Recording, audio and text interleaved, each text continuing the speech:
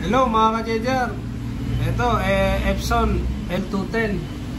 Kuha na natin ng manual nozzle check ulit saka head cleaning para sa ating mga kababayan dyan na gustong malaman paano yung manual nozzle check at saka cleaning ng L210. Ang gagawin natin mga ka-JJR, ito nakapatay po. Sasaksak natin. Ganun din ulit yung procedure mga ka-JJR. Buksan natin to para makita natin gumalaw yung head. Bali, ganun ulit, long press to, tapos power. Mga 10 seconds mga ka-JJR, bilang kayo ng 1 hanggang 10. Bali, on natin. Yan. Pag umilaw na, bitaw na. 1, 2, 3, 4, 5, 6, 7, 8, 9, 10. Pag bumalik na, bitaw na mga ka-JJR.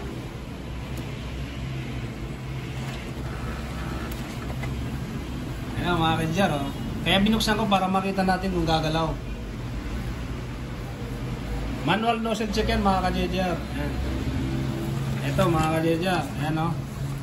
Ayun, may kunting butas na dalawa. Ang gagawin natin, kung malaki naman yung mga butas o kaya wala talagang print out, cleaning naman yung gagawin natin. Manual head cleaning naman tayo para huwag muna natin buksan. Manual muna tayo.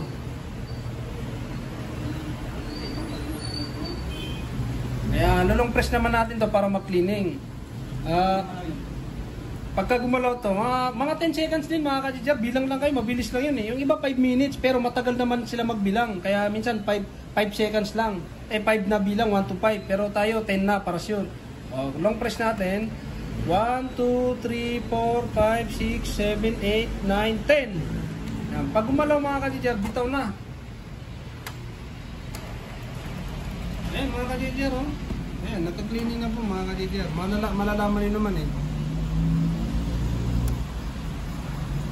Pakinggan nyo, magka-cleaning na siya.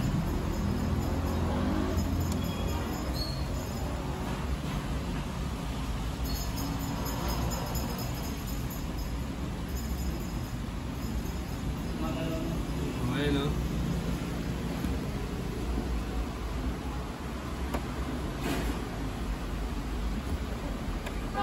Ayan mga ka-JJR, kita mo. Yan, nagka-cleaning po siya. Ayan o. Tinatapat niya yung head niya sa, ano ito tawag doon dyan, ports? Para higupin yung mga maruruming ink at saka kung nagbara, mahihigop niya para dumaan yung mga ink. Ganyan kaganda yung pag kini-cleaning yung printer mga ka-JJR. Antayin lang natin mga ka-JJR. Malalaman niyo siya pagka tapos na siya mag-cleaning, ihinto na yung ilaw. Yan. Mag-standby na siya mga ka-JJR.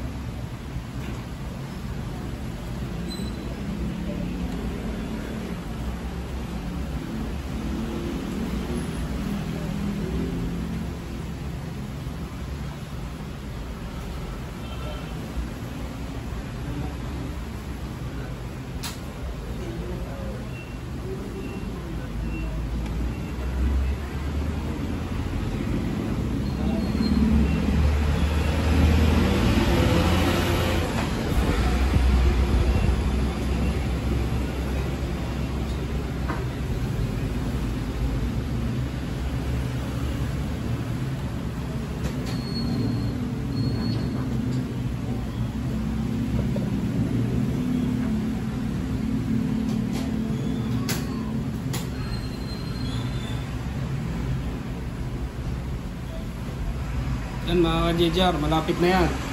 Sa cleaning kasi matagal talaga medyo matagal-tagal matapos. Ayan, naka-standby na mga ka-JJR. Ready to print na po kayo.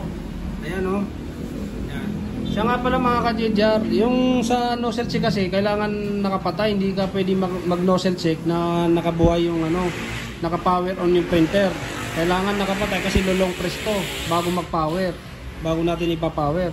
Ngayon, kung gusto mong mag-nozzle check na naka-on na yung printer, sa computer na, sa laptop. Kaya inuuna natin yung nozzle check kasi kailangan naka-turn off siya bago natin sasaksak. Lulong press na tayo dito, sabay power on. Tapos iiwan lang ito 10 seconds na long press. O hold lang. Yun lang mga ka-JJR. Kaya hanggang dito na lang mga ka-JJR. Maraming salamat. Sana makatulong sa inyo yan mga ka-JJR.